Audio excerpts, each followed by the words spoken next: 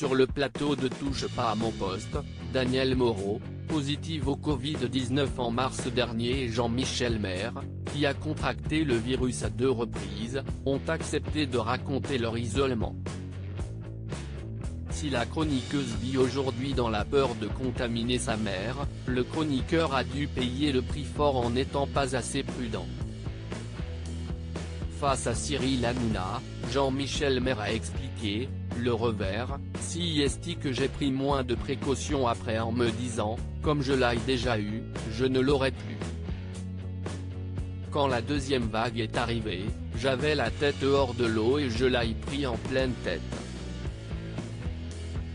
Amaigri, il a ajouté, j'ai perdu du poids. Si est un des seuls avantages de la Covid, si est que, un des symptômes, si est la perte de goût. Du coup, quand on a plus de goût, on n'a plus d'appétit.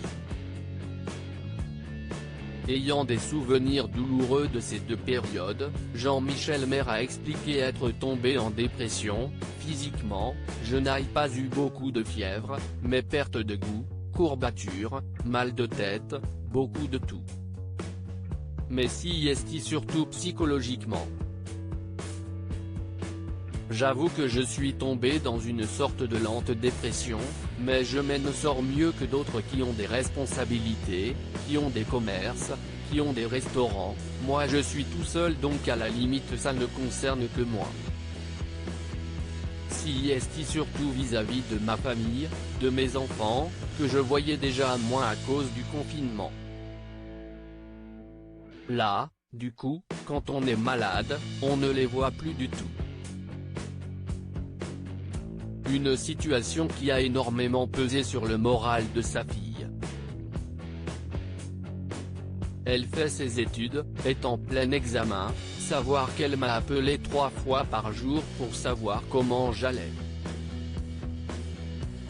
J'avais envie de la rassurer, mais en même temps, elle voyait bien que je toussais beaucoup au téléphone, que je n'avais pas trop le moral.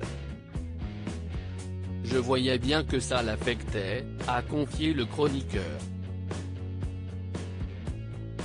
Je savais que je me sentirais responsable si elle l'avait de son côté. Daniel Moreau vivait dans la peur. Elle a raconté, je vis dans un 40 mètres carrés avec ma mère qui a 89 ans et quand j'ai dit ça au médecin, la seule chose qu'il m'a dit, si esti, on n'a pas de masque. Je lui ai dit, mais je vais la tuer. Si je lui passe le Covid, qu'est-ce ce que je fais? Il m'a dit, on n'a pas de masque, ne lui crachez pas dessus. Si est tout. Elle l'a peut-être eu de façon asymptomatique, mais autrement, si est un miracle.